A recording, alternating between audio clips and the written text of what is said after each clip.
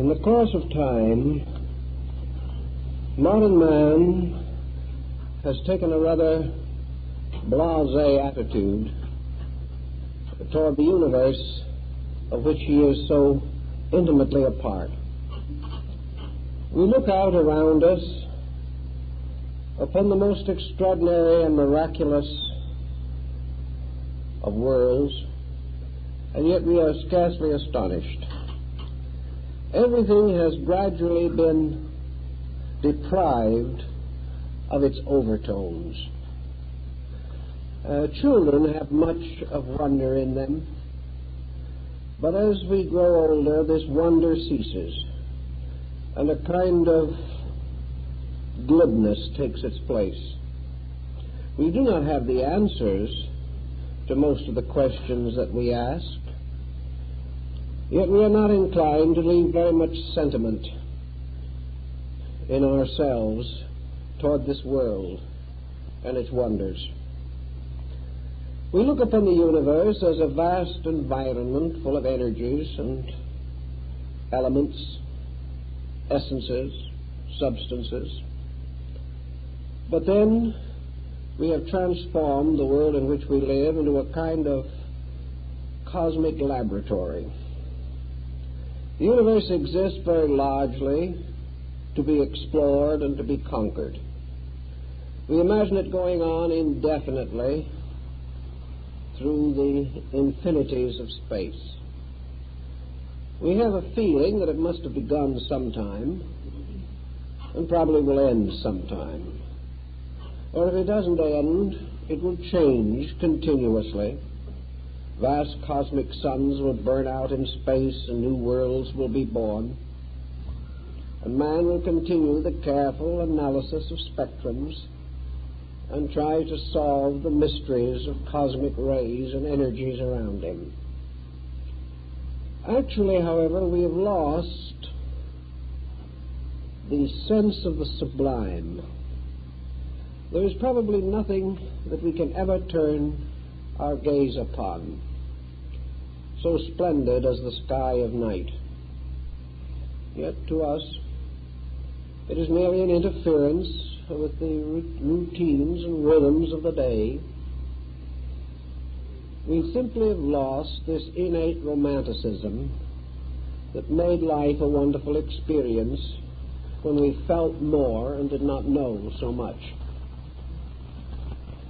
The ancients contemplating the universe had a thrill from it all, which we can hardly understand and which we are inclined to ridicule. To them, the universe was not just space and suns and moons and stars. The universe was a wonderland of living things. True, some of these things were beyond the ken of mortals.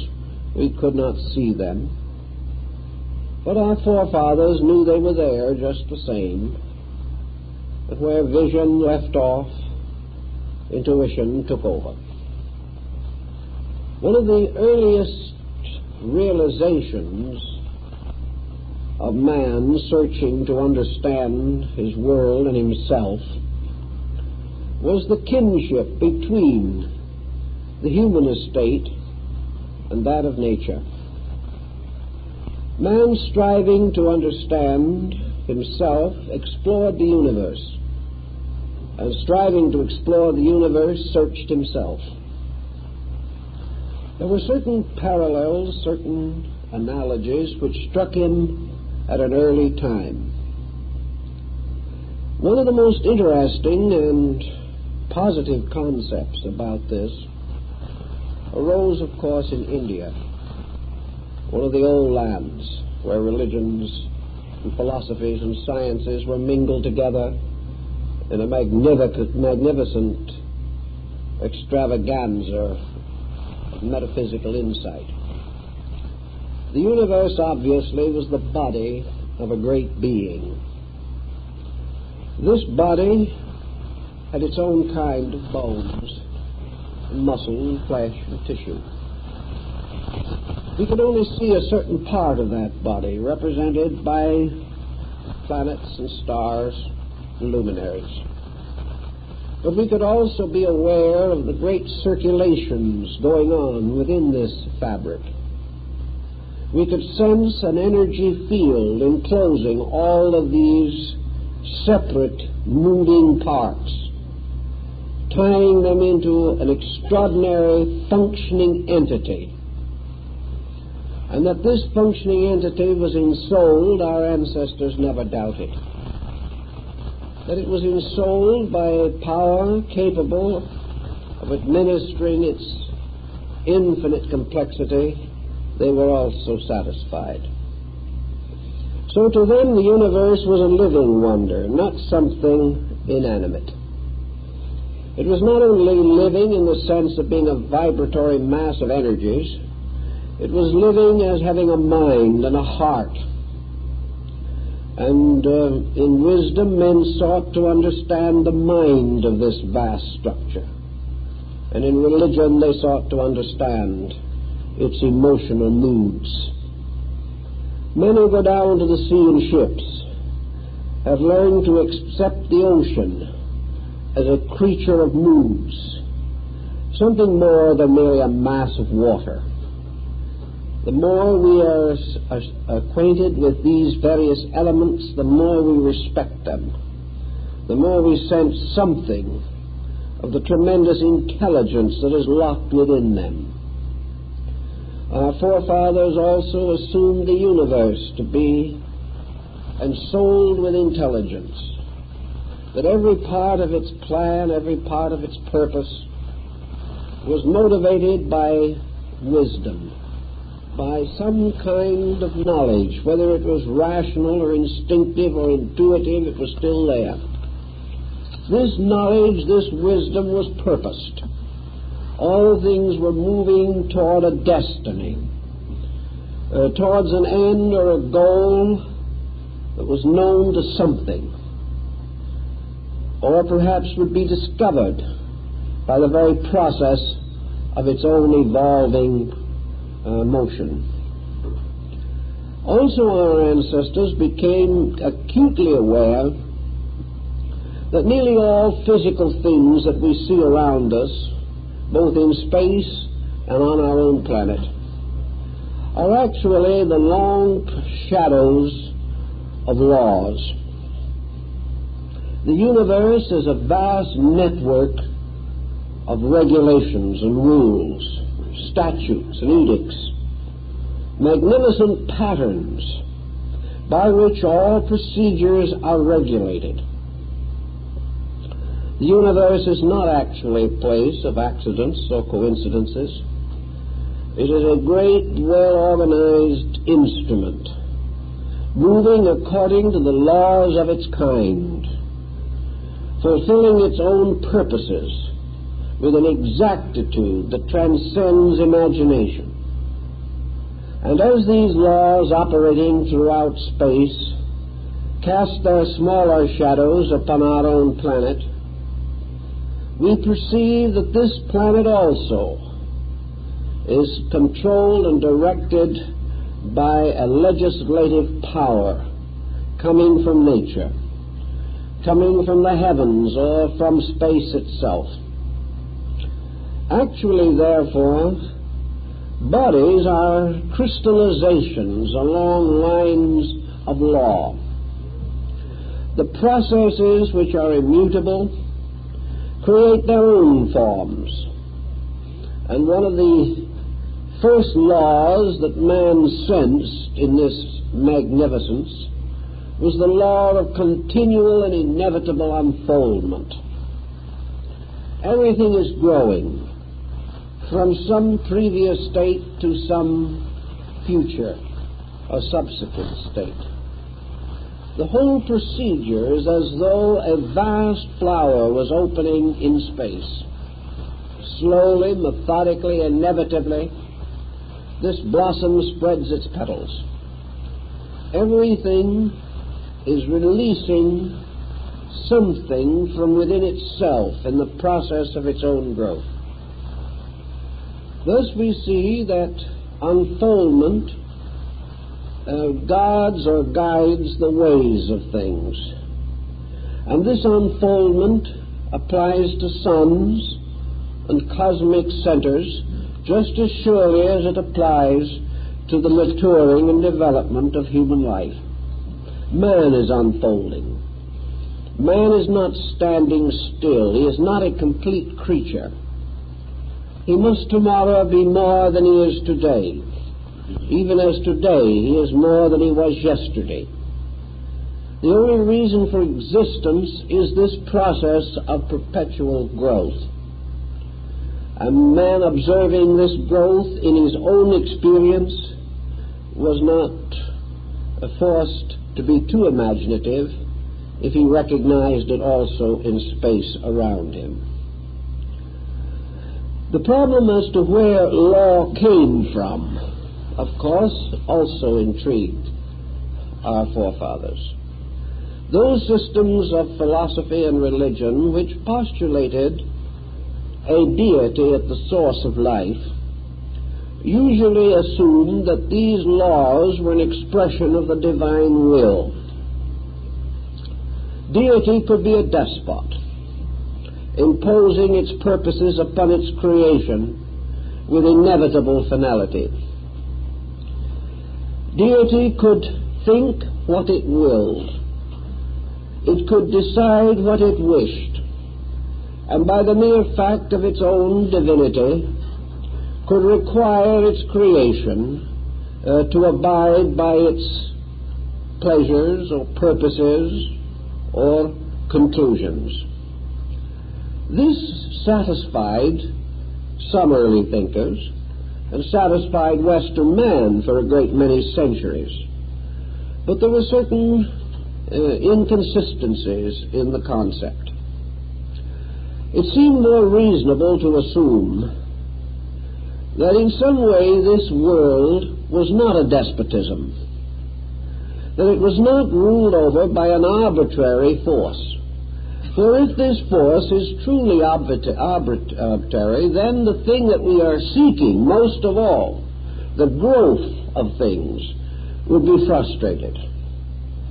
An absolute autocracy at the source of life would amount to predestination. It would end forever the free will of the creature. And if the creature is subject to the whims of an absolute autocracy, then moral responsibility is a fallacy. How can we be expected to be able to resist the edicts of an arbitrary deity? And how can we expect to develop character if we are constantly forced to follow certain procedures whether we will or not? Thus we have the problem that worried Job, the problem of man's freedom to be himself, and in this freedom finding the responsibility to be a better self each day. It therefore occurred to the more philosophic nations that the idea of a complete fatalism ruled by an inevitable pattern of divine autocracy, with deity operating according to pleasure or displeasure and not according to value, that this could not be held as a basis for an integrated universe, that it is not reasonable to assume that deity could be partial to some peoples and neglectful of others, or that God could be subject to hate or whims of jealousy, or could be responsible for any type of evil, even though it were only the hardening of Pharaoh's heart. So it became a pattern in the ancient mind to contemplate the possibility that law preceded deity. The deity did not create laws, but administered them, much as in the case of the leader of a constitutional government, or even a constitutional monarchy.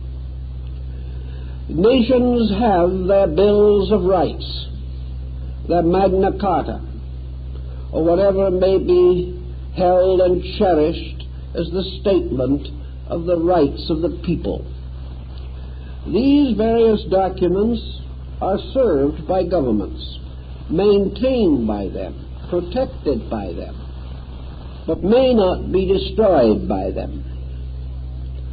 Thus the question arose, could law have come before the gods? And there are many ways in which this could be made to seem rationally possible. First of all, as we explained last week, we have to find some answer to the mystery of where the gods came from. And it might be easier to assume that they were products of law than to assume that they were spontaneous creations, something coming forth out of nothing. It might then be quite possible to assume that law, in immutable pattern, is intrinsic in the essential essences of existence, that laws like space and eternity and substance and essence and being have always existed. Therefore, that as long as the essential elements from which the world is fashioned are eternal, law can be co-eternal with these elements. For unless this is true, these elements could never change their relationships with each other and could never pass through the vast pageantries of creation which we behold when we study the stars.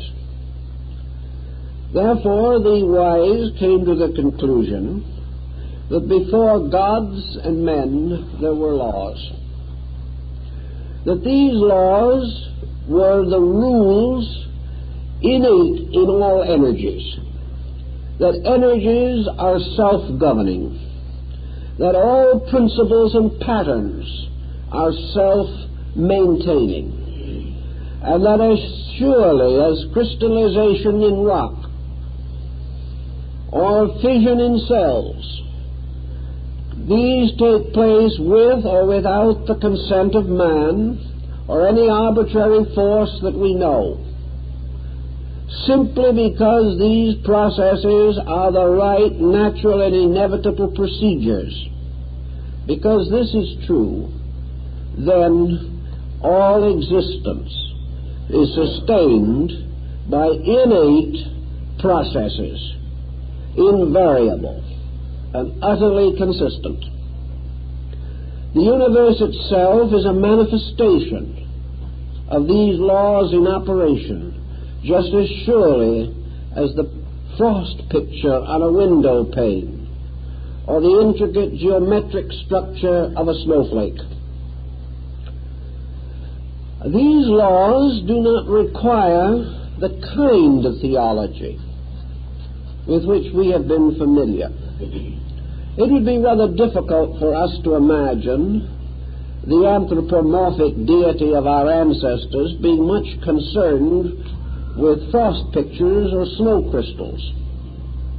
This deity seemed to be mostly involved in the miseries and misfortunes of mankind, spending part of his time saving his creation and the rest of his time wishing he'd never created it. This type of thing was not likely to advance the universal procedure. But if we assume that every substance has its own rules, and that these rules have always been, and that we know the substance today merely because it does obey its own rules, and that every element that we see is truly a symbol of a process, that all compounds are symbols of the elements which create them or produce them, and every form of growth around us is simply a law bursting into expression through its proper means and methods. It is because of such lawfulness that man himself has been able to compile a kind of index of natural laws. The wise from the beginning have been discovering laws, but they do not seem to realize that all of these laws are but evidences of something else. The magnificent archetypal totality which can only be attained by all of these laws in operation, and must from the beginning express through the perfection of its laws, whether its expressions are visible to us or not. If space is actually a vast area of lawful energies, then of course it follows that man's adjustment to space results from the gradual insight which he gains as to the operations of these laws. The alchemists of the Middle Ages pointed out that the Holy Scriptures were books which described lawful processes, and that nature itself was also an unfolding Scripture in which all of the great edicts of the infinite were set forth in living characters. This attitude distinguished most ancient areas of thought. Man, becoming aware dimly that he does inhabit a universe which has rules, also recognizes that for some reason he alone seems to have the power to disobey rules. Now, perhaps he is wrong in this. It may be an arrogance of his own to assume that he can even be very wicked. But we do not see around us in nature as many rebellions against natural law as we find in man's nature. It therefore would appear to be that the most dangerous instrument of man's relationship with life is the human mind.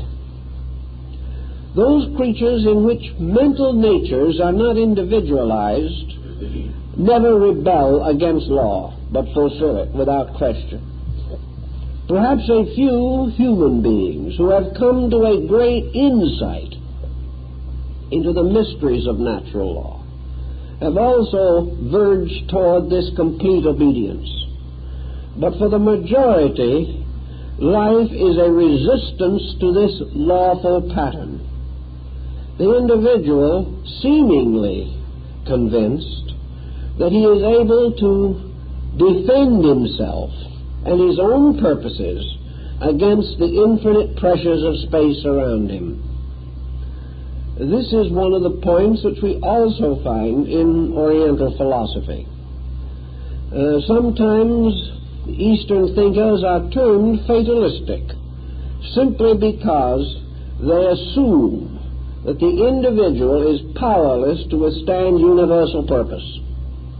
Here in the West, however, we like to think that man is strong and universal purpose is either weak or non-existent. We have not yet learned enough by trial and error to realize where the error lies. We still assume that we have merely made some kind of a technical mistake which can be corrected in the next experiment. We are still attempting to exploit laws, to go against them, or to prove that we are superior to them, and therefore potential masters of space. Universal laws have many levels of manifestation, and we can find some examples of these levels or parallels to them in the study of the spectrum. Here we observe that one light, broken up prismatically, provides us with a complete spectrum of colors. Yet all these colors are invisibly held within the white light. And if all colors are imposed upon each other, we can also achieve what we call the no-color black. The problem that confronts many persons is to understand, if we can, how universal law breaks up into various parallel processes, each relating to a certain kind of life or manifestation. We do know, however, that as light is broken up to become colors, so the universal law pattern is broken into a mass of different parallel processes. We find law applicable to harmony and sound, to light and color. We find it in the octaves of chemicals. We find it also in the various technical arts and sciences which we are developing today. We find laws in language, in art and painting, in perspective, and in the various dimensions of dynamic proportion. We see laws in the canons of architecture, and we observe that if we break these laws, the resulting structure is not satisfactory. If we break the rules governing the processes of nature, these processes simply fail to fulfill themselves, or may turn upon us and endanger the individual who abuses them. If we build a house in defiance of architecture, it may fall and bury us in its rubble. Thus, everywhere, man experiences the need to discover the rules. There are laws governing even the simple trades of the carpenter and the stonemason. There are laws governing the professions, the methods of legislation and jurisprudence. Everywhere, experience has taught us that we have to set up rules. In old times, one of the first great codes that was given to man, the Code of Hammurabi, was said to have been revealed to the king by the deity Nebo, or Merodach. The likeness of the god was represented in the inscriptions at the beginning of the code.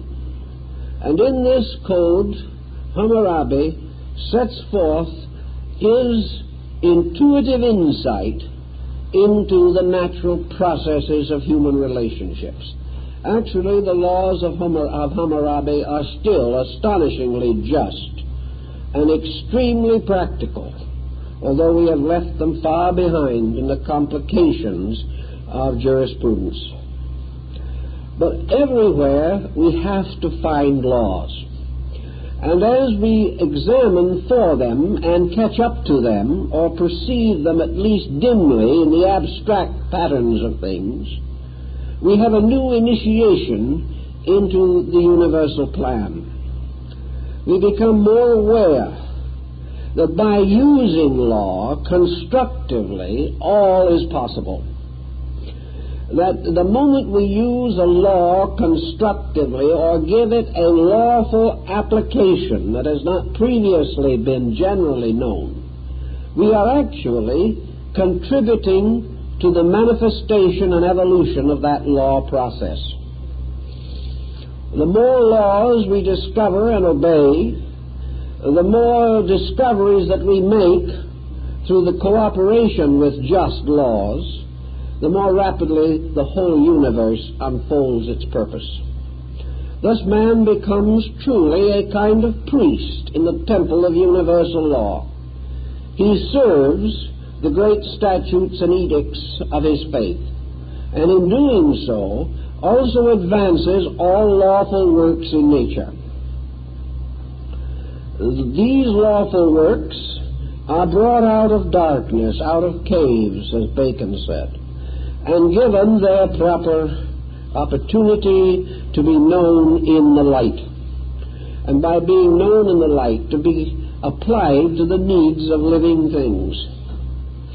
In space, Many laws certainly exist, but again we are inclined to regard them all merely as we regard the light of the spectrum, as simply scientific facts.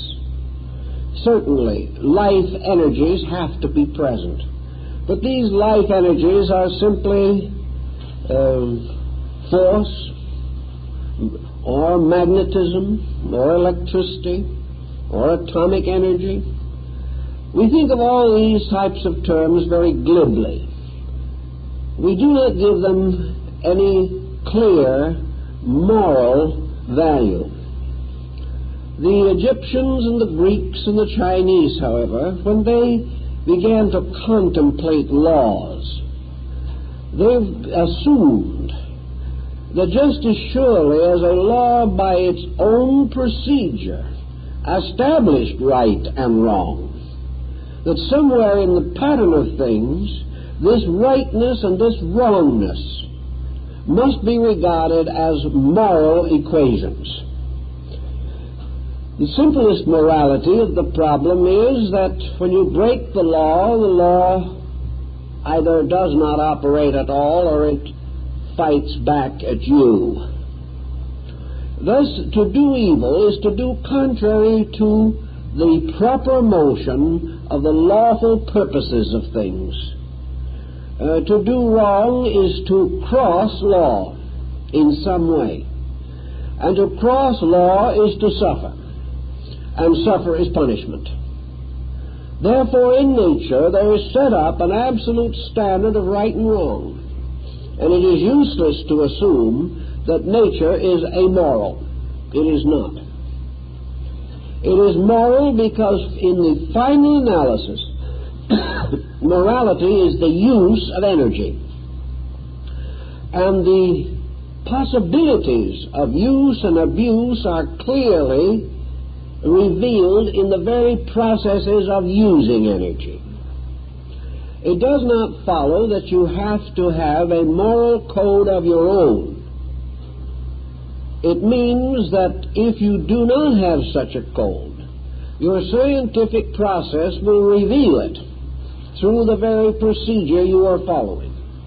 And if for some reason you refuse to accept the moral implication of the experiment you are making, you will have an explosion in the laboratory, or something will go wrong, has it in your own security or the success of the experiment. So that there is this good-bad factor. Good in this case being the advancement or cooperation of law. Bad being the failure of this advancement and the conflict with law. Now, evidence is always present that in the conflict with law, man is conflicting with something so far beyond his understanding that he can never actually win. He can never change law. But law can always change him. In this battle, then, any attitude of his own which is inconsistent with the laws governing elements, substances, processes, values, any such inconsistency must lead to misfortune of some kind. The ancients, putting all these laws together, followed much in the concepts of Sir James Jeans and came to the conclusion that somewhere at the seat of life, in the universe, in the cosmos, in space, was what might be termed universal intelligence. Universal intelligence does not mean a conscious universal deity. It does not mean that there is someone out there pondering upon the imponderables of existence. It does not mean that there is someone who is moving the pieces of a cosmic chess game. What is really implied is a permeating universal intelligence, an intelligence that is everywhere, in everything and of everything. An intelligence which refuses to permit non-intelligence to be victorious in nature. An intelligence which causes all things to do that which is best and proper for themselves, unless a counterintelligence exists. And this counterintelligence seems to exist in man, but it is too feeble to hazard the outcome. It is not possible for man to go against this larger intelligence. Science, of course, can take the attitude, and has taken the attitude, that what is termed this universal overintelligence is simply the habit of substances and processes. That these are habitual. Yet if we study the word habitual carefully enough, we will realize that habits, like every other substance in nature, are not self-creating. A habit, in order to exist, has to be cultivated in some way. A creature or a being has to do a certain thing a number of times repetitively before the habitual process sets in. Therefore, while it may appear at this time that laws are habits of space, we cannot assume necessarily from this that the habits themselves do not arise in some form of an intellectual or intelligible process.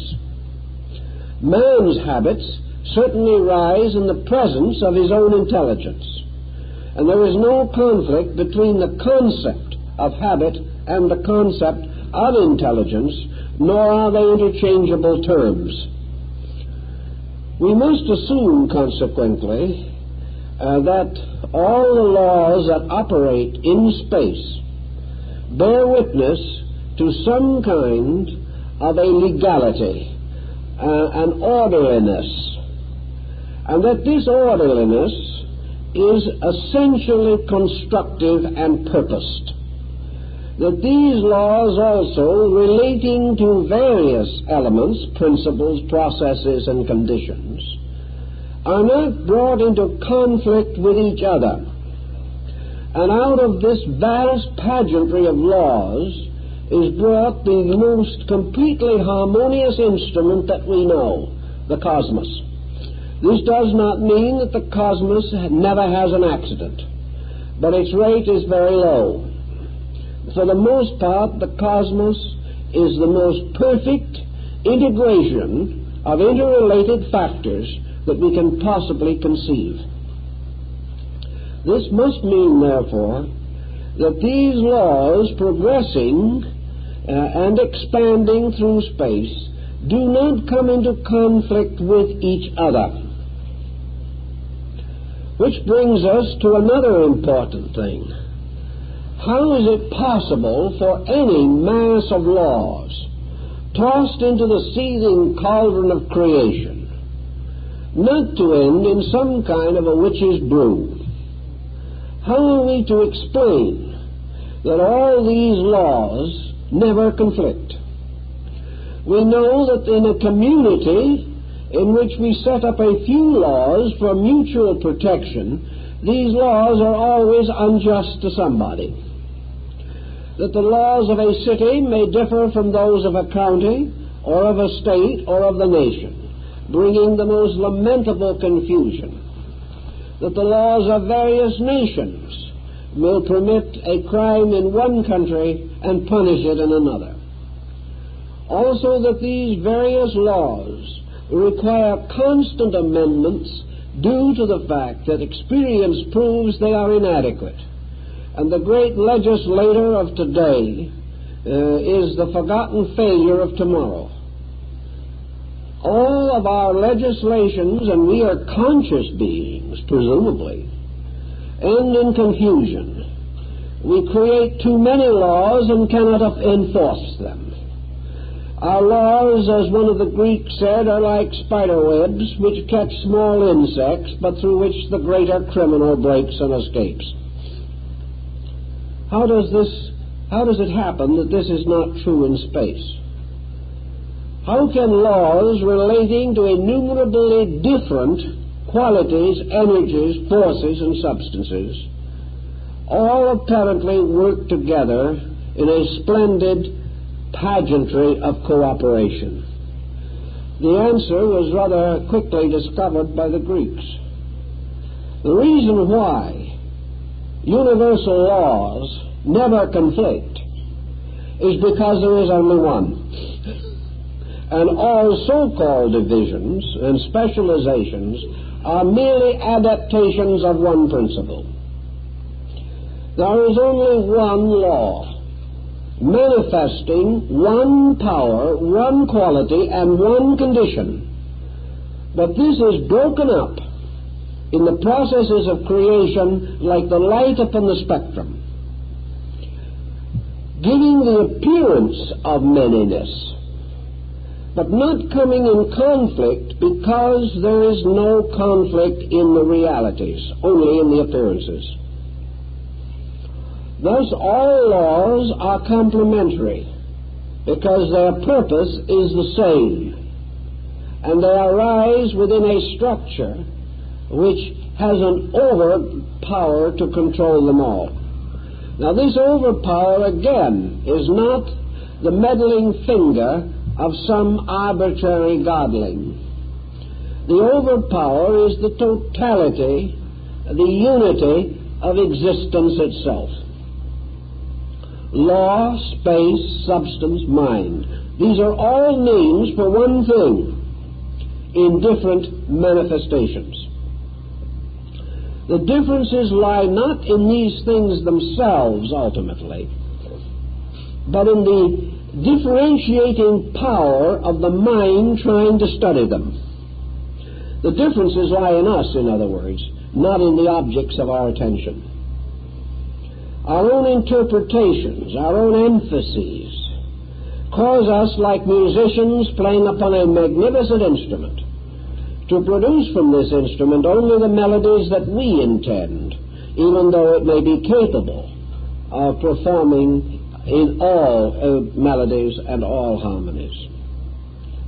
But we do realize that the reason why the universe does not collide with itself and perish in space is simply because the laws that govern it are in no conflict with each other, and that conflict arises from a sense of separateness, or a power of division at the root of things.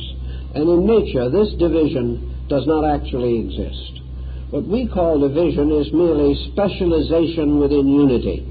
This is one of the principles expounded in Pythagorean arithmetic.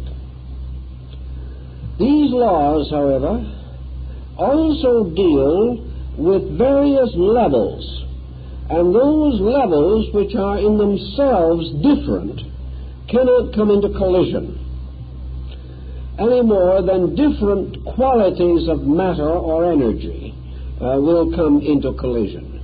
Collision is almost always the meeting of similars, and that which is similar will collide with that with which it is similar. But the Greeks pointed out that if you fill a basin with rock, small pebbles, until it will hold no more, you can still pour into this basin a great deal of sand, because the sand, going into the spaces between the stones, because it is of different size units, does not come into any conflict with the stone. After you have the basin as full of sand as you can possibly fill it, you may then pour in several quarts of water. These quarts of water will be accepted and held in the basin, because again they are different in quality from either the rock or the sand, and therefore can pass between the interstices of the sand. Thus we go on with various elements. Many things can be in the same place, fulfilling their own laws, as long as they are themselves of different qualities. There will be no conflict between them. Consequently, in nature, conflict is nearly always a thing resisting its own laws, whatever they may be. And such resistance is not common to be found in space itself. Space is forever moving with the magnificent sense of cooperation with things, rather than with a sense of competition. Assuming then now that we have a universe with all its laws, that we have recognized the possibility, as the ancients held, that this universe was eternal, that its laws were eternal, that its substances and essences were eternal, and its objectives are eternal, we are still now concerned to some degree with the relationship of the universe as consciousness to the universe as substance. Actually, substance and consciousness themselves are identical, but they represent two conditions of one eternal reality, or one eternal fact. These conditions are bridged by what the Gnosis calls emanations. The conditions of consciousness become more and more restricted, resulting in a descent of value. The elements of substance become more and more refined or attenuated or sublimated, causing an ascent of substance. And where consciousness descending and matter ascending finally meet, we have the point of junction, or the point of control, wherein consciousness regains its positive relationship to matter or substance. Let's try to understand a little more on this particular theme. Consciousness, as we use the term today, must exist in space, or man could not be a conscious creature. The thought processes that we use must also exist, potentially at least, in every atom of space, or man could not have them. Thus we are dealing with a universe potentially conscious, potentially intelligent, and potentially endowed with all feelings, emotions, and sensory perceptions. These must be in the seed of things, even if they have not grown. Man is by no means the only product of space, nor is he the noblest. Therefore, there is every reason to assume that long before his advent, other forms of life had achieved consciousness, had achieved intelligence, and had released emotional and psychic content. This would mean, then, that there have to be powers superior to man, possessing intelligence. What are these powers? Some of the scriptural writers, particularly St. Paul, refers to the hierarchs, the angels, archangels, thrones, dominions, principalities, and powers. These were regarded as great waves of superior life that had passed beyond our consciousnness, but which belong to the same vast unfoldment of which we are a part. Science would not have had much luck trying to identify the archangelic hosts, but science is confronted with organisms or structures superior to man, which it has not been willing as yet to give much attention to in terms of consciousness. The most normal and immediate of these structures is a planet. Is a planet to be regarded as the production of an evolutionary process? We have our physical, astronomical interpretation of how planets come into being. But we are no more talking about planets in this respect than we are talking about men when we discuss the various developments of the fetus and the embryo. We are talking only about bodies. Science can explain bodies, but science is still having a very bad time trying to explain man as something separate from or superior to body. And many scientists have not yet made up their minds that man is separable from body. But science will admit that when the proper kind of a body is generated, something that passes for intelligence in humanity is also revealed or released. Perhaps we are a little optimistic as to the measure of this intelligence, but something capable of learning to read and write is produced, even though it may never be taught to read and write. That's another problem. Science, assuming, therefore, that a fortunate combination of processes produces a human body in which intelligence can develop, is in the presence of other fortunate combinations of elements from which planets have been produced. Now, planets cannot hardly be regarded merely as persons in the term that we use.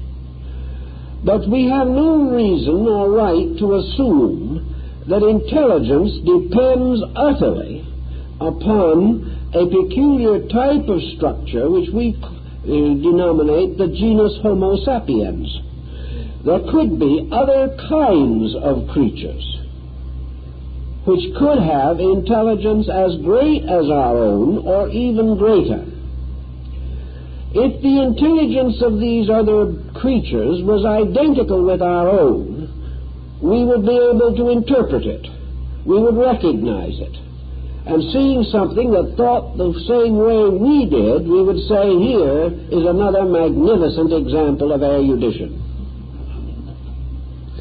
But if this other creature had a mentation process too low for us to estimate, we could not know it.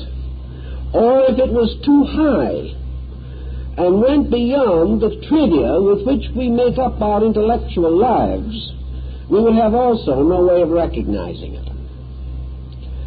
If planets have intelligence, it is obvious their intelligence is not the same as that of man. Also, it is quite possible that many other creatures have intelligence. And the fact that these creatures are not favorably regarded by man as being subject to intellectual advancement does not change the possibility. For mentality can exist on different levels and planes. And an intelligence, for example, that is completely introverted, turned entirely within, might become a very great and luminous being.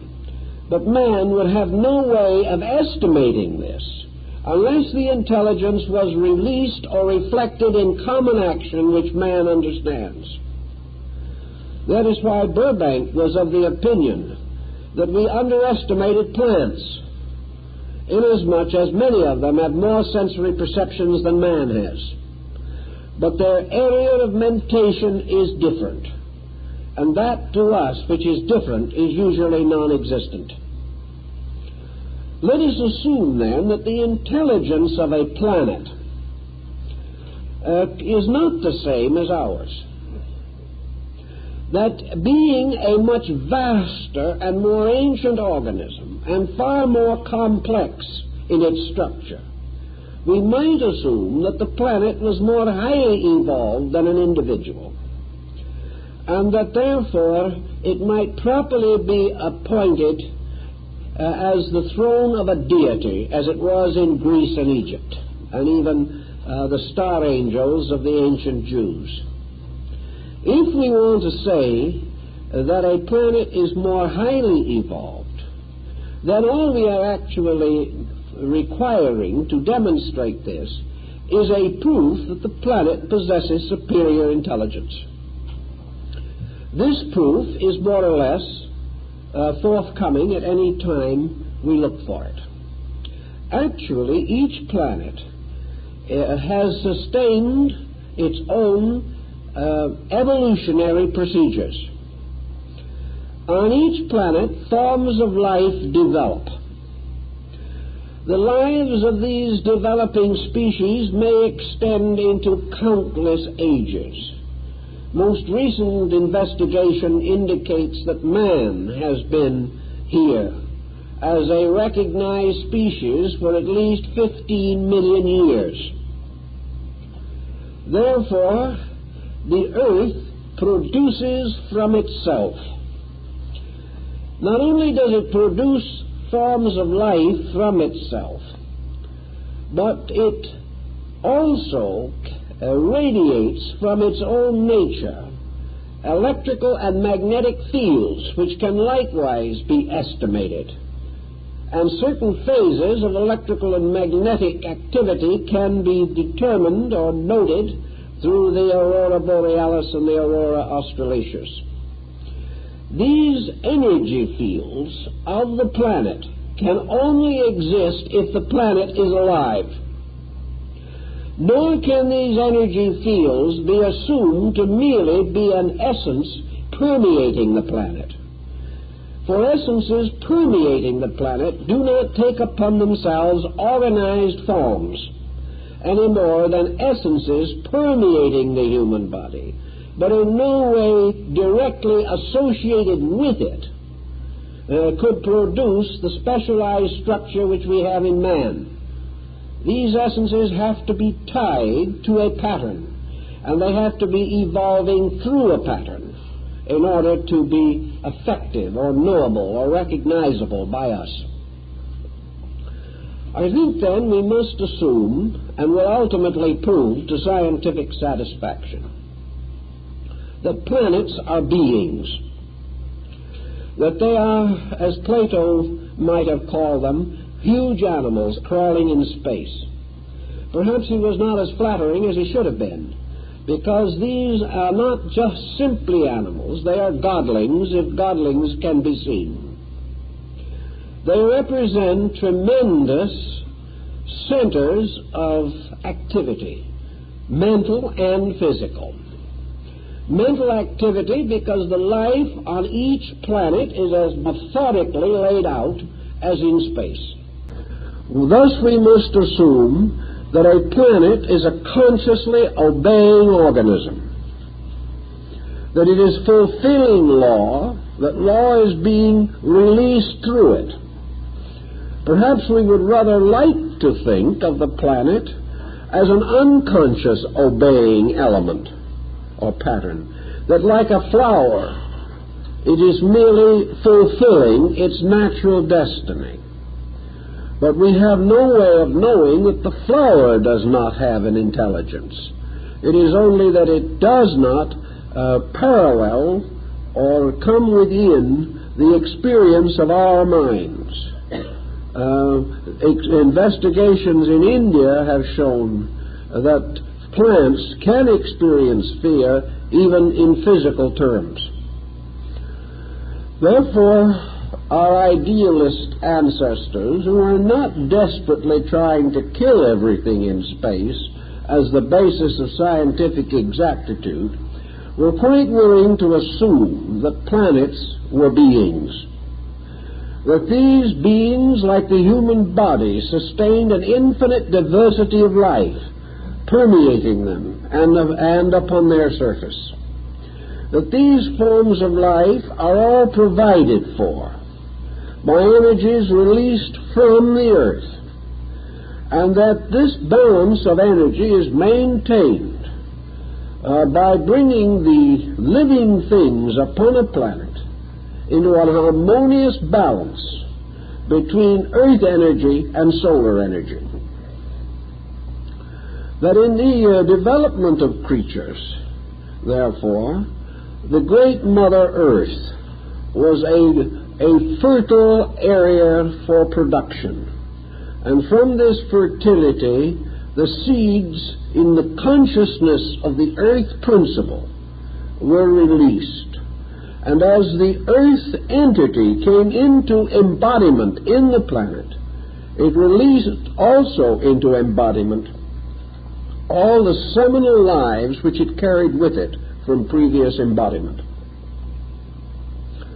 If the earth can be regarded as some kind of an intelligent organism, then we can see how earth processes, when allowed to fulfill themselves in an orderly manner, may be regarded as adequate. That just as surely as man disobeys the rules of nature, which in this case would be the earth-planet factor, he becomes confused and sick. That the earth, therefore, has its own way of revealing or administering the laws which are part of the universe itself. Planets, in a way, are embryo suns. Other forms are developing in space which will gradually become great centers of solar power.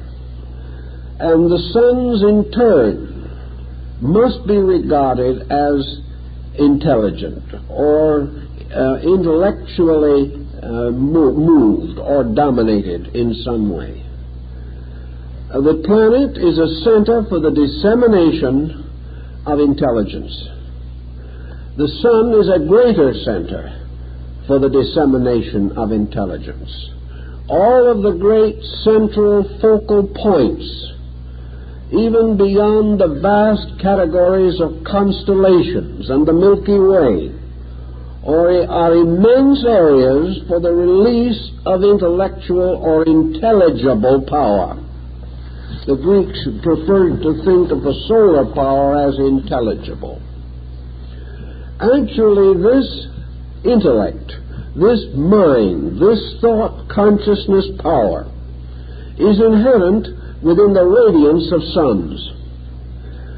And this radiance, in turn, permeating planets, is reinterpreted through the planet as the wisdom of the elder is reinterpreted in the education of the child.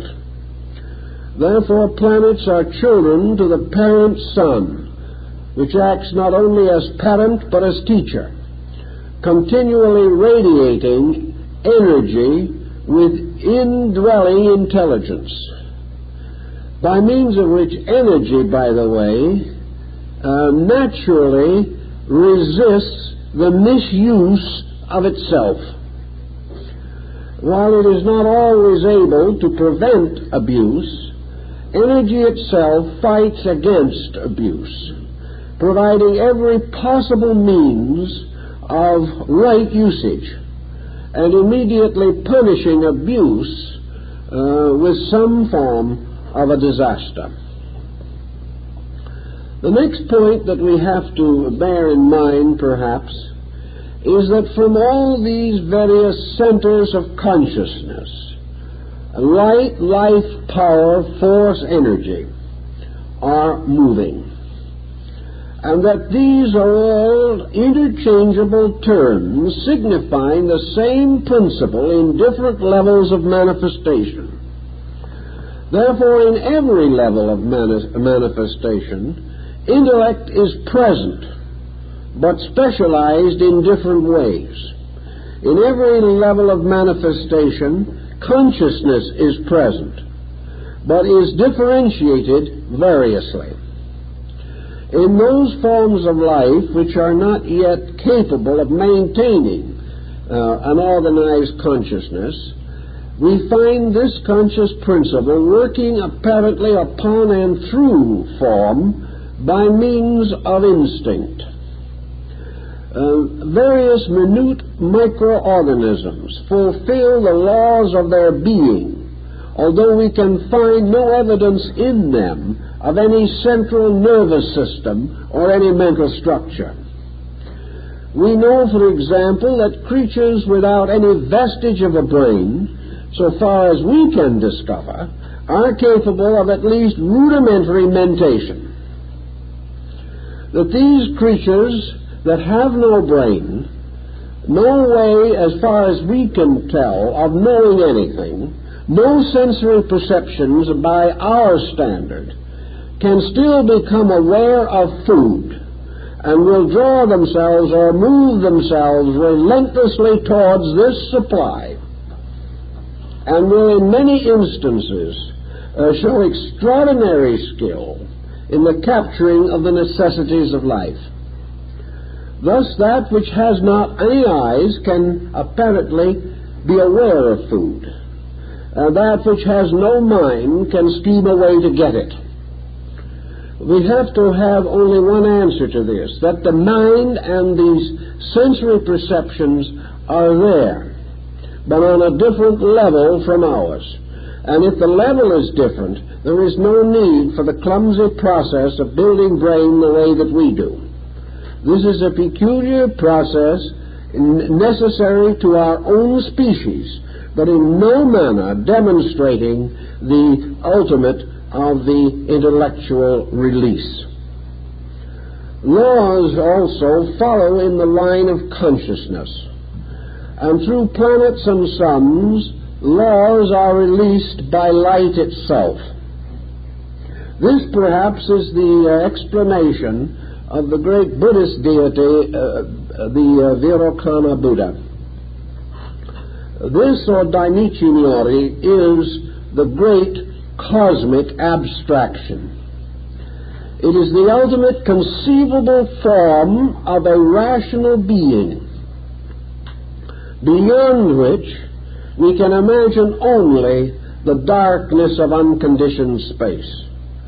Dainichi is the last conceivable shadow, the immensity which cannot be further increased without becoming unintelligible. This great cosmic power is the supporter and sustainer of all things through itself. And the manifestations of every conceivable level of existence are sustained by the energy, the great sun or solar energy, the cosmic solar energy of Dainichi Nyori. The being, obviously, is hypothetical, symbolical, metaphysical. But the principle for which it stands has strong scientific possibilities. For it simply means that somewhere in the infinitudes of space is the master pattern from which universal and cosmic systems evolve, within each in its turn lesser systems, until we proceed downward from the greatest imaginable cosmic organism to the least conceivable cosmic organism, only hypothetically knowable even in the presence of the most powerful electronic microscope. We have then the infinitely great and the infinitely small bound together, all being expression of one process. This one process having as its root and substance cosmic consciousness. Just how we shall define this cosmic consciousness is also a little troublesome. A number of years ago, we had quite an epidemic of it among metaphysicians. Nearly anyone could have cosmic consciousness in 3 easy lessons. There seems to have been a little shortage of the complete result, but everyone was hopeful. Actually, cosmic consciousness is something that we cannot rationally conceive. If we can achieve to it at all, it can only be by a direct experience of consciousness, which might be termed a mystical experience. But this mystical experience available to man could only be one of the lesser reflections of the great pattern itself. Cosmic consciousness cannot be directly experienced. It can only be symbolically experienced through the contemplation of the cosmos. In other words, if there is anywhere a form capable of bringing the cosmic consciousness within the conception of man, that form is the cosmos. This is the great mandala.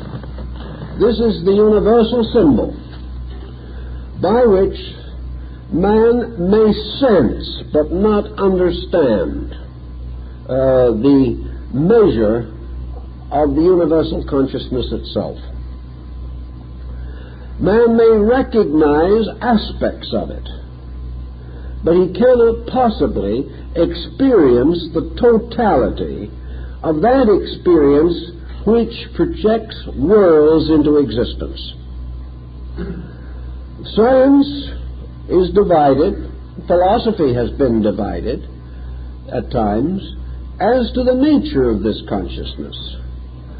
Some skeptics have said, are we simply fooling ourselves?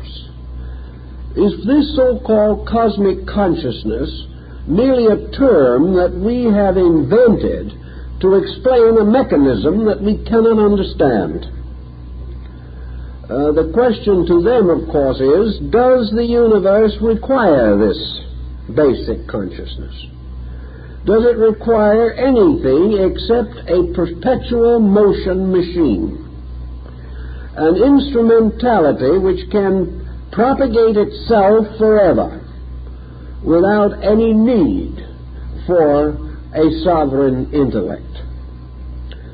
This is a persuasive argument inasmuch as it also makes further thinking on the subject unnecessary, and very few people want to think if they can possibly avoid it.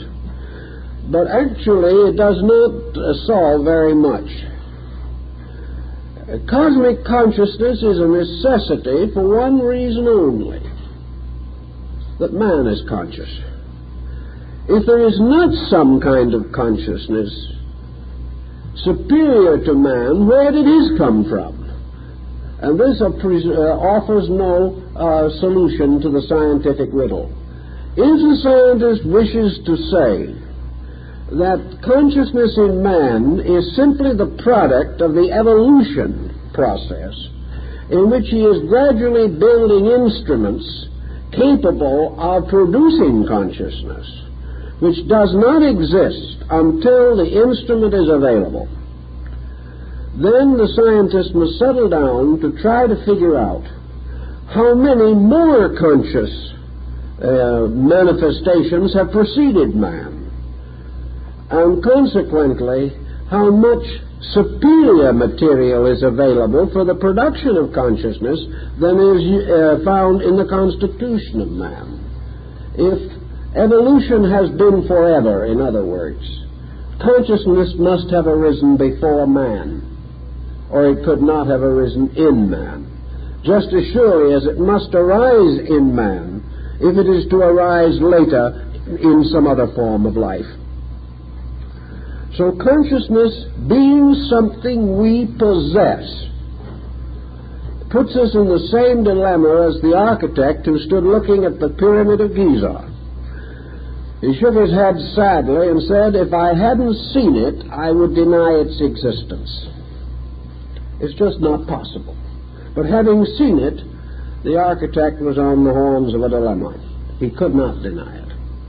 This is much the developing position of science.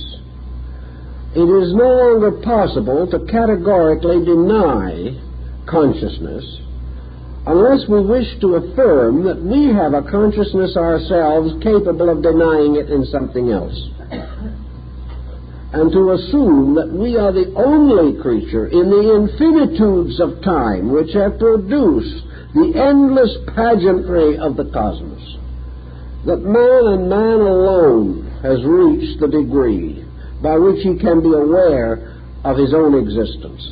This is a little too arrogant even for the average scientist to contemplate. He is forced to reorganize his thinking. But if we will assume for a moment that this consciousness in things arises from a consciousness in all things, then we can also realize that from this consciousness arose what Pythagoras called the law of mathematical sequences. In other words, consciousness is necessary to produce patterns which can only be evaluated in terms of consciousness. If a pattern is obviously the production of consciousness, can only be discovered by the extension or education of consciousness, then we are dealing with a factor which is difficult to depreciate. We are confronted with the simple inevitable that consciousness itself must be at the root of all these conscious processes which have within themselves a sense of a live value. Mathematics, for example, which with all its phases and all its departments must be regarded as something so profoundly intricate that it could only have been produced by an intellect superior to itself. Man has not even begun to explore the profundities of mathematics. And we cannot say that geometry has evolved by merely tossing together a series of unrelated accidents. Mathematics alone demonstrates the absolute order of existence. And mathematical procedures and processes and instruments used as we have used them in atomic research to carry on beyond the power of the human mind, so that we have to depend entirely upon formulas which operate, although they cannot be interpreted in terms of human experience. We have to assume that man in the next 100 years or the next 500 years will penetrate still further into the mystery of mathematics. To do this, he must use his conscious faculties. And he can gain his own knowledge only by the increase of these faculties. We must come to the conclusion then that any problem which consciousness alone can solve, and which solved proves to be an absolutely orderly procedure, that such a process can come into existence itself only by consciousness. There is no other way in which it can come into existence. So we are using consciousness, in a sense, our own consciousness, as a net to capture universal consciousness. If we could capture universal consciousness with plain stubbornness, we would use that. If we could convince ourselves beyond all doubt that there were no universal processes, we would also follow that as a line of least resistance. If we could conquer universal procedure with our appetites, our emotions, or our sensations, we would use those. But we cannot. The only way that we can investigate the universe around us is through the use of the highest faculty that we possess, the conscious mind. The answer has to be that the thing which we are investigating was the production of a mind no less than that which is required to discover it on our part. So cosmic consciousness is more or less justified irrationally by the evidence which arises from its own existence. In mysticism, man himself has always sought to some way penetrate the purposes of deity. He has always desired to know the will of God. Religions have been created on the basis that they were revelations to sages, saints, patriarchs, prophets, by which the will of deity was made known. Nearly all of these so-called religious revelations have been moral systems. Moral systems being based upon the great primary experience of living things. The experience of the consequences of coming into conflict with natural law. Thus, what these religions actually tell us is the rule of the game by which we have to live. The reason for the rule it cannot give us. And where the rule originated, it can only arbitrarily declare that these rules originated in the mind of God.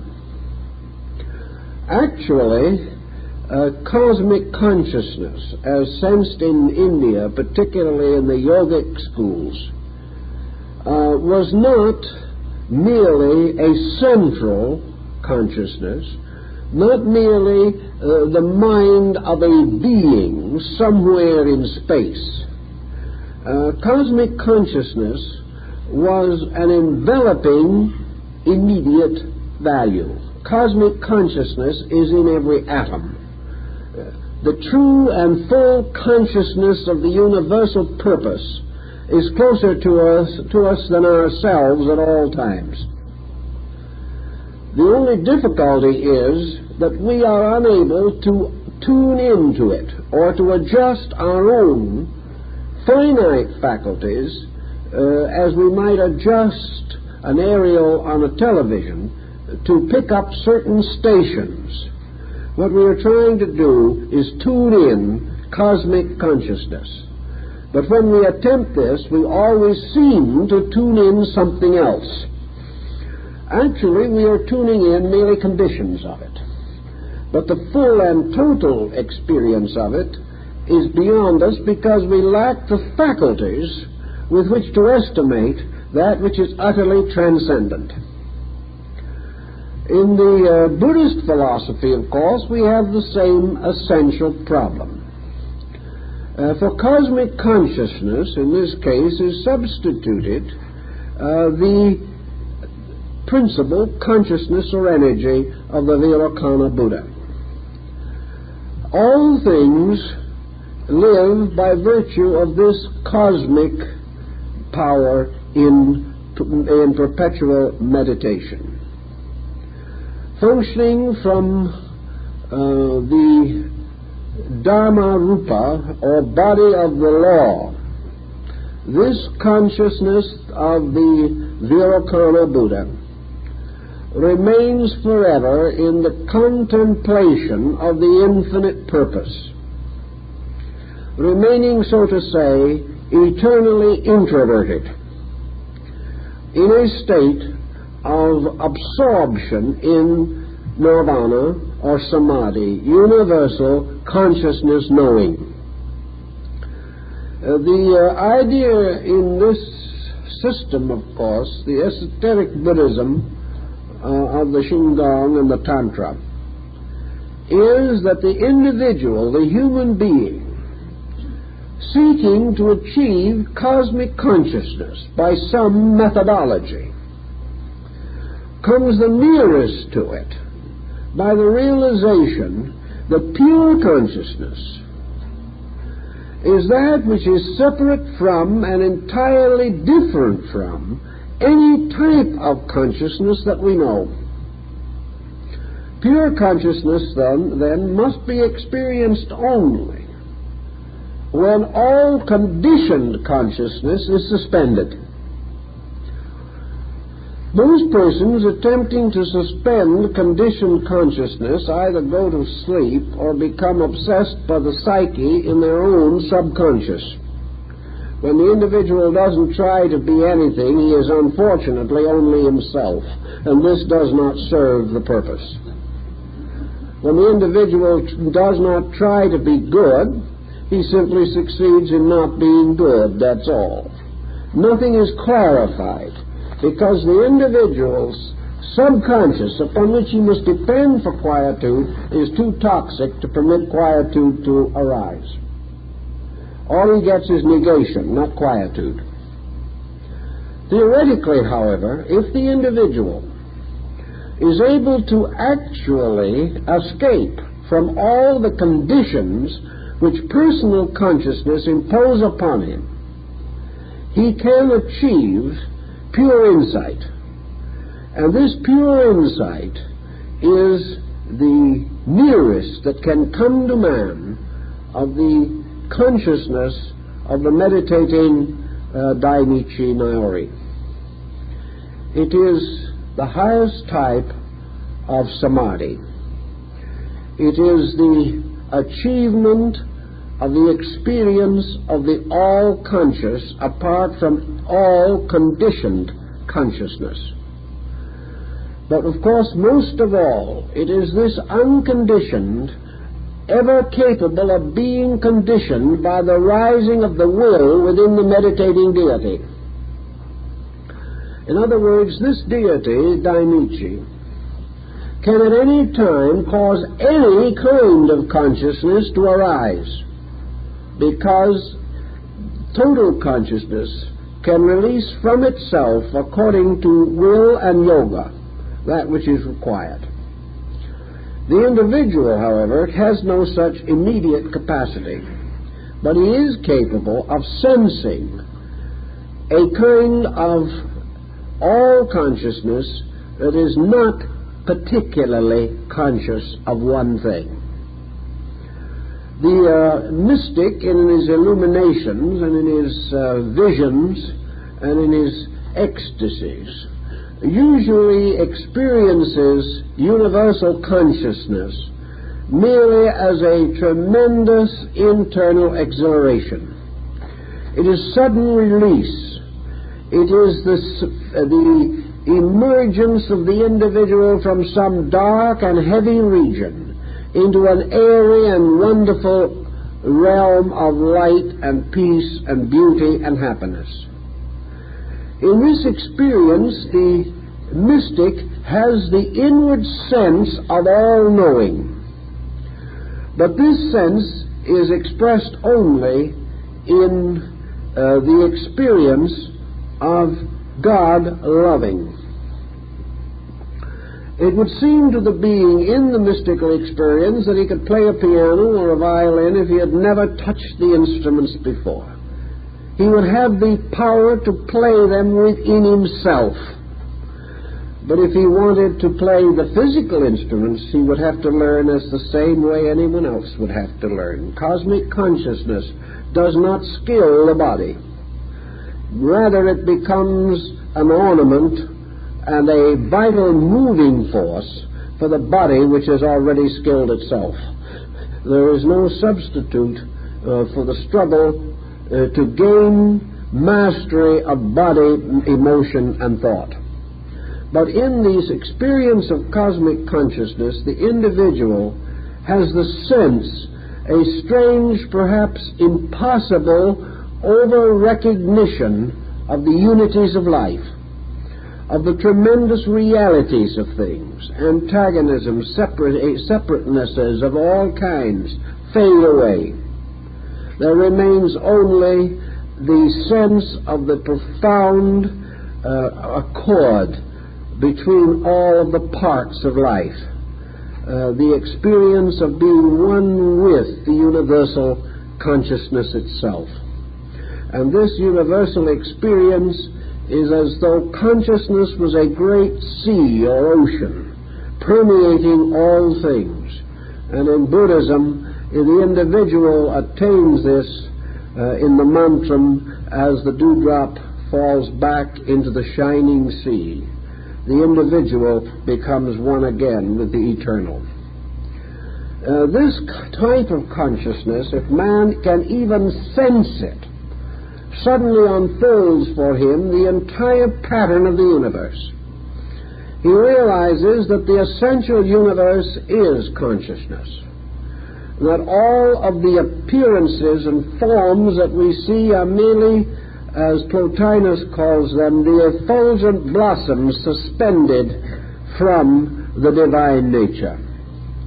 That everything actually is a mystery in consciousness, forever moving towards the destinies which lie hidden within its own depths. Man, sensing something of this, then is able to understand, at least in a measure, how all laws, all principles, all processes can be within consciousness. That just as surely as every physical substance necessary for the creation of worlds must be in what we are likely to call empty space, so every spiritual need must be met and sustained and supported from the more abstract spiritual kind of vacuum which materialists assume to be all that extends beyond matter. We have to assume, therefore, that this invisible, intangible thing, which we call spirit or consciousness, is absolutely the source of all tangible, manifested existences. That in it is not only consciousness, but the root of all substances.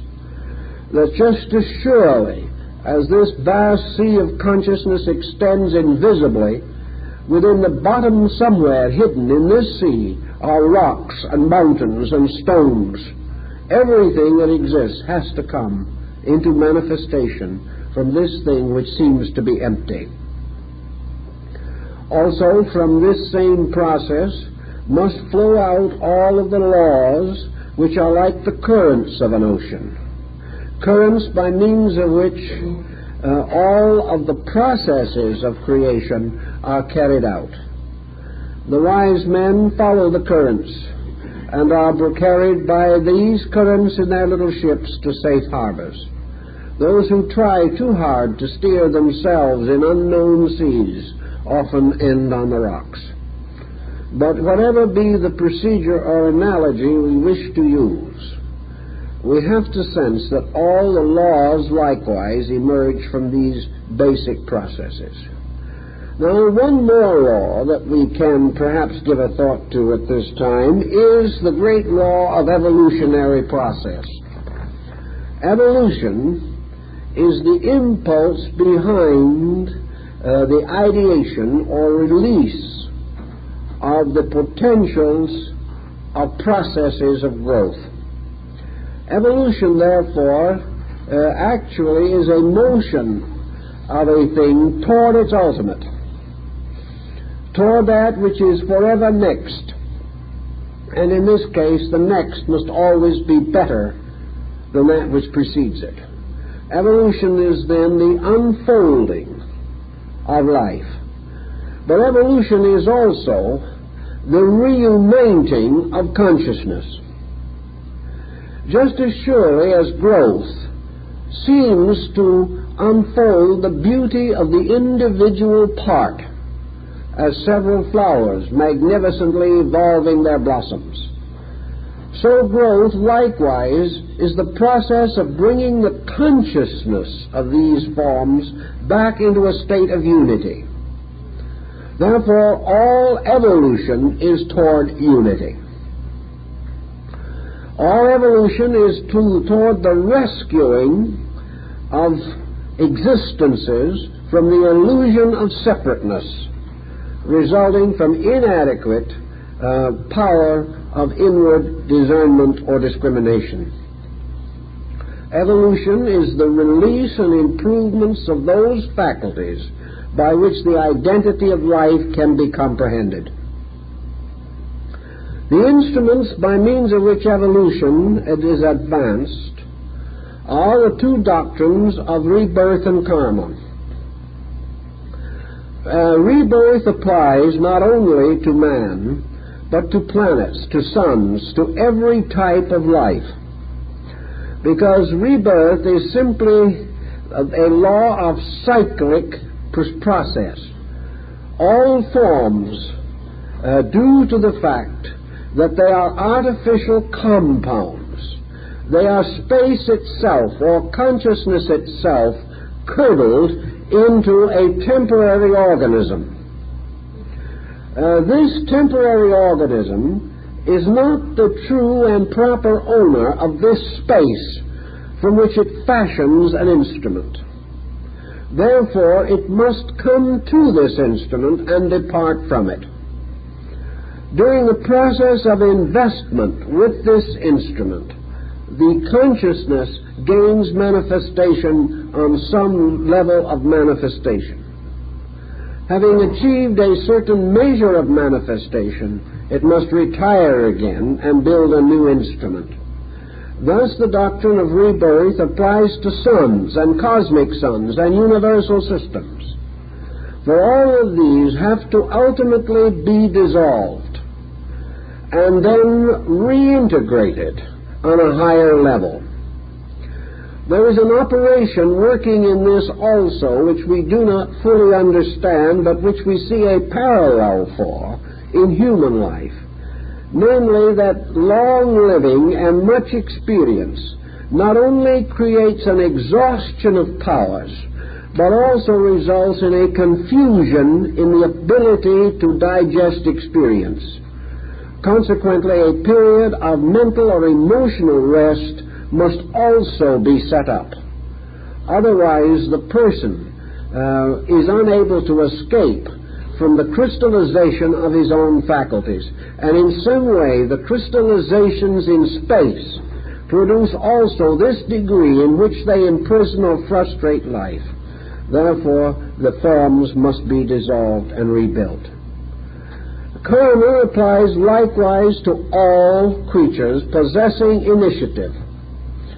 Karma is still the guardian and leader of every power or condition which decides or arrives at any conclusion about anything.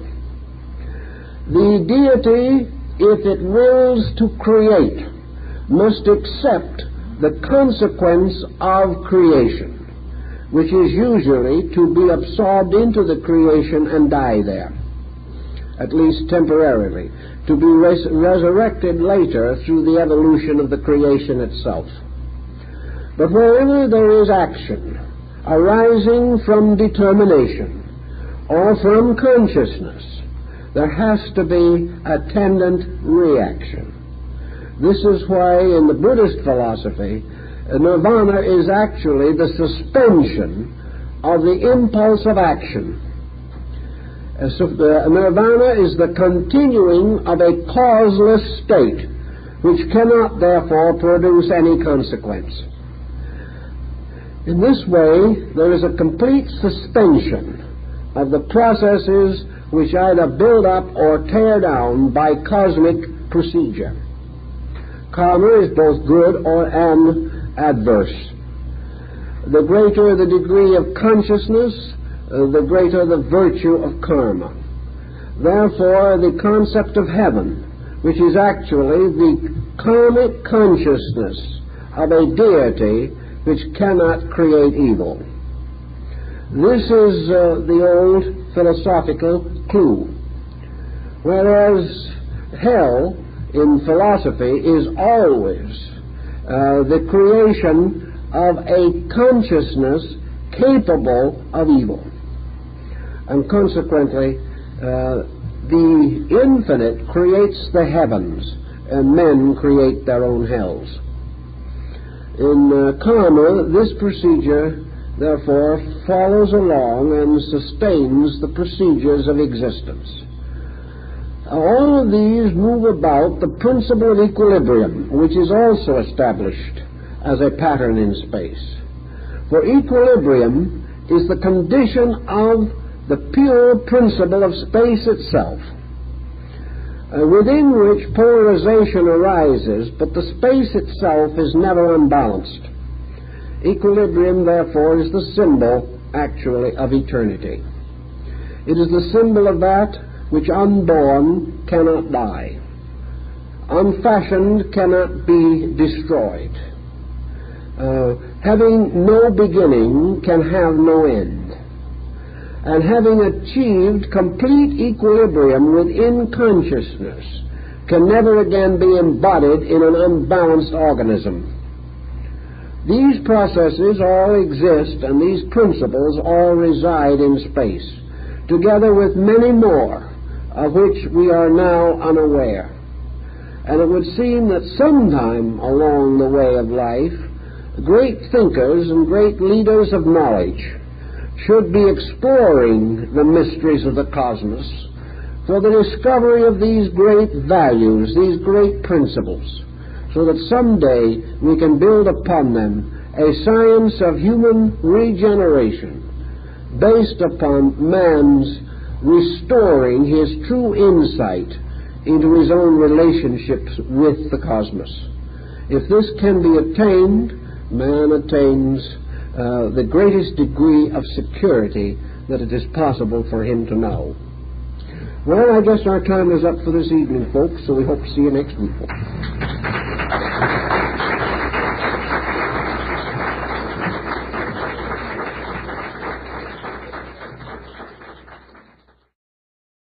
Was the kinship between the human estate and that of nature.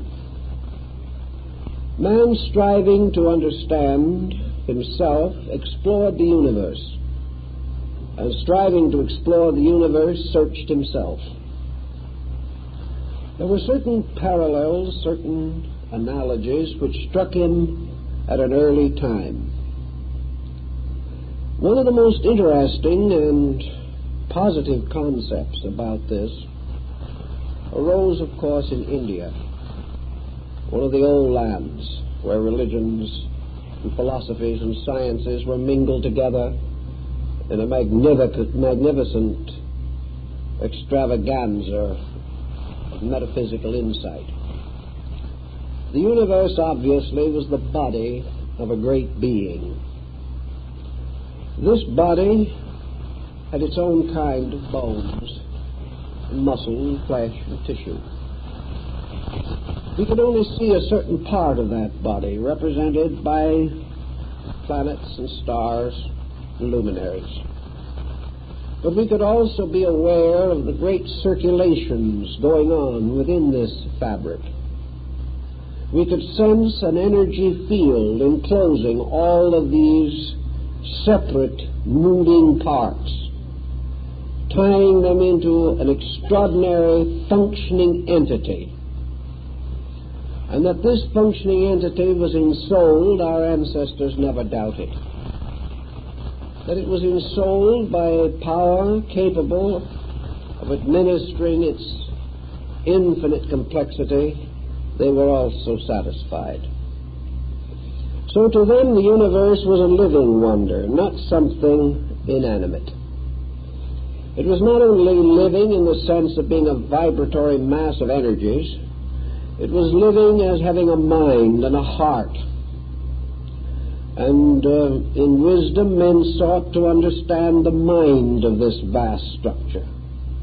And in religion, they sought to understand its emotional moods. Men who go down to the sea in ships have learned to accept the ocean as a creature of moods, something more than merely a mass of water. The more we are acquainted with these various elements, the more we respect them, the more we sense something of the tremendous intelligence that is locked within them. Our forefathers also assumed the universe to be ensouled with intelligence, that every part of its plan, every part of its purpose was motivated by wisdom, by some kind of knowledge. Whether it was rational or instinctive or intuitive, it was still there.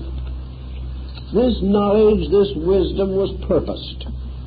All things were moving toward a destiny, towards an end or a goal that was known to something, or perhaps would be discovered by the very process of its own evolving motion. Also, our ancestors became acutely aware that nearly all physical things that we see around us, both in space and on our own planet, are actually the long shadows of laws. The universe is a vast network of relations something coming forth out of nothing. It might then be quite possible to assume that law, an immutable pattern, is intrinsic in the essential essences of existence, that laws like space and eternity and substance and essence and being have always existed. Therefore, that as long as the essential elements from which the world is fashioned are eternal, law can be co-eternal with these elements. For unless this is true, these elements could never change their relationships with each other and could never pass through the vast pageantries of creation which we behold when we study the stars. Therefore, the wise came to the conclusion that before gods and men there were laws, that these laws were the rules innate in all energies, that energies are self-governing, that all principles and patterns are self-maintaining, and that as surely as crystallization in rock or fission in cells, these take place with or without the consent of man or any arbitrary force that we know, simply because these processes are the right, natural, and inevitable procedures. Because this is true, then all existence is sustained by innate processes, invariable and utterly consistent. The universe itself is a manifestation of these laws in operation, just as surely as the frost picture on a window pane or the intricate geometric structure of a snowflake. These laws do not require the kind of theology with which we have been familiar. It would be rather difficult for us to imagine the anthropomorphic deity of our ancestors being much concerned with frost pictures or snow crystals. This deity seemed to be mostly involved in the miseries and misfortunes of mankind, spending part of his time saving his creation and the rest of his time wishing he'd never created it. This type of thing was not likely to advance the universal procedure. But if we assume that every substance has its own rules, and that these rules have always been, and that we know the substance today merely because it does obey its own rules, and that every element that we see is truly a symbol of a process, that all compounds are symbols of the elements which create them or produce them, and every form of growth around us is simply a law bursting into expression.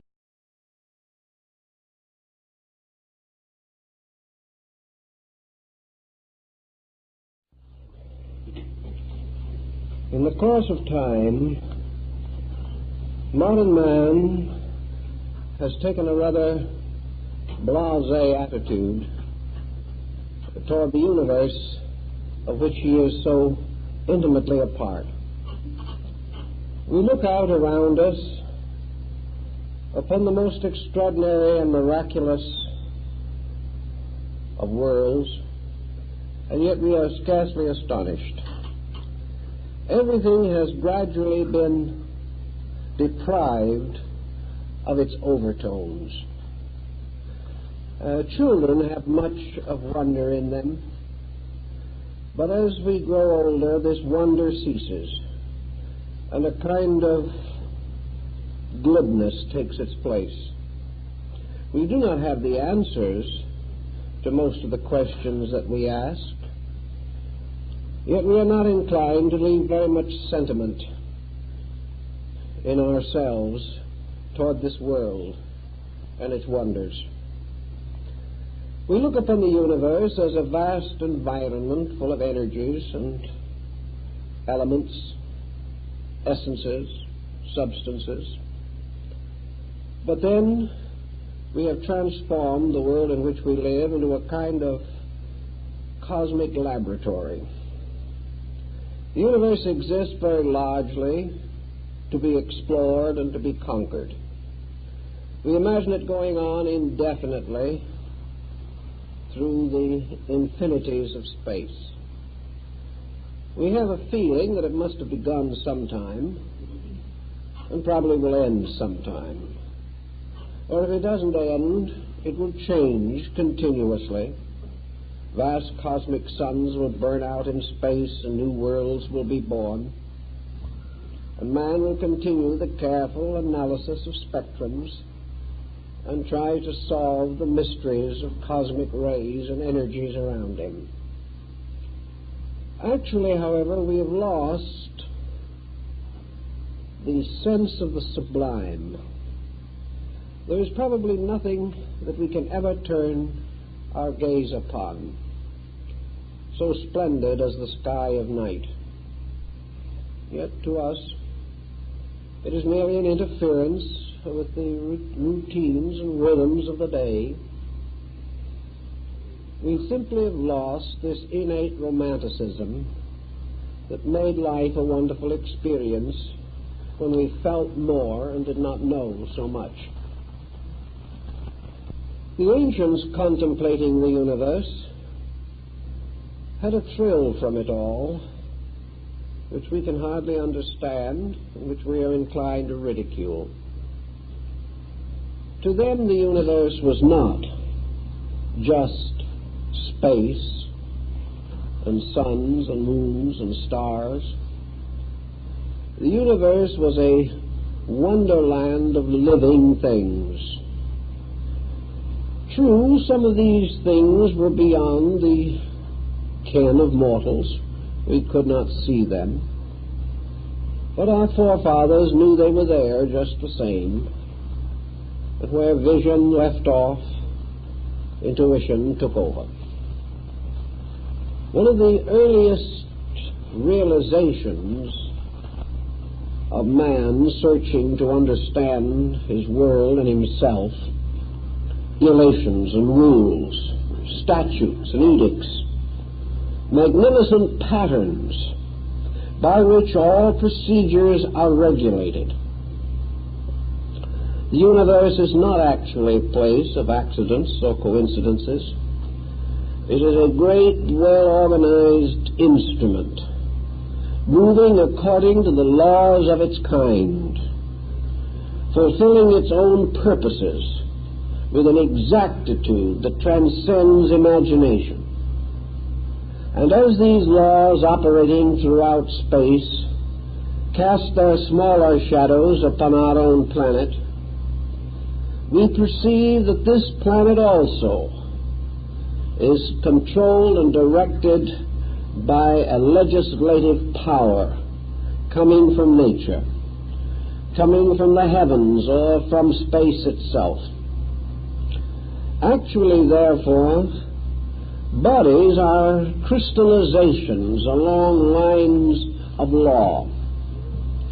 The processes which are immutable create their own forms. And one of the first laws that man sensed in this magnificence was the law of continual and inevitable unfoldment. Everything is growing from some previous state to some future or subsequent state. The whole procedure is as though a vast flower was opening in space. Slowly, methodically, inevitably, this blossom spreads its petals. Everything is releasing something from within itself in the process of its own growth. Thus we see that unfoldment guards or guides the ways of things. And this unfoldment applies to suns and cosmic centers just as surely as it applies to the maturing and development of human life. Man is unfolding. Man is not standing still. He is not a complete creature. He must tomorrow be more than he is today, even as today he is more than he was yesterday. The only reason for existence is this process of perpetual growth. A man observing this growth in his own experience was not forced to be too imaginative if he recognized it also in space around him. The problem as to where law came from, of course, also intrigued our forefathers. Those systems of philosophy and religion which postulated a deity at the source of life usually assumed that these laws were an expression of the divine will. Deity could be a despot, imposing its purposes upon its creation with inevitable finality. Deity could think what it willed. It could decide what it wished, and by the mere fact of its own divinity could require its creation to abide by its pleasures or purposes or conclusions. This satisfied some early thinkers and satisfied Western man for a great many centuries. But there were certain inconsistencies in the concept.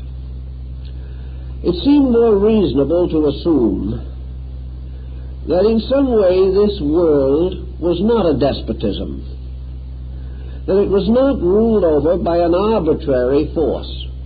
For if this force is truly arbitrary, then the thing that we are seeking most of all, the growth of things, would be frustrated. An absolute autocracy at the source of life would amount to predestination. It would end forever the free will of the creature. And if the creature is subject to the whims of an absolute autocracy, then moral responsibility is a fallacy. How can we be expected to be able to resist the edicts of an arbitrary deity?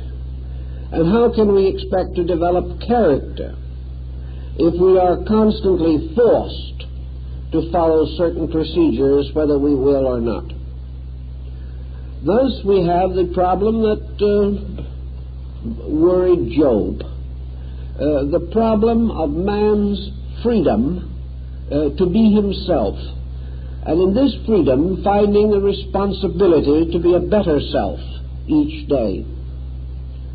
It therefore occurred to the more philosophic nations that the idea of a complete fatalism ruled by an inevitable pattern of divine autocracy, with deity operating according to pleasure or displeasure and not according to value, that this could not be held as a basis for an integrated universe, that it is not reasonable to assume that deity could be partial to some peoples and neglectful of others, or that God could be subject to hate or whims of jealousy, or could be responsible for any type of evil, even though it were only the hardening of Pharaoh's heart. So it became a pattern in the ancient mind to contemplate the possibility that law preceded deity. The deity did not create laws, but administered them. much as in the case of the leader of a constitutional government or even a constitutional monarchy. Nations have their bills of rights, their Magna Carta, or whatever may be held and cherished as the statement of the rights of the people. These various documents are served by governments, maintained by them, protected by them, but may not be destroyed by them. Thus the question arose, could law have come before the gods? And there are many ways in which this could be made to seem rationally possible. First of all, as we explained last week, we have to find some answer to the mystery of where the gods came from. And it might be easier to assume that they were products of law than to assume that they were spontaneous creations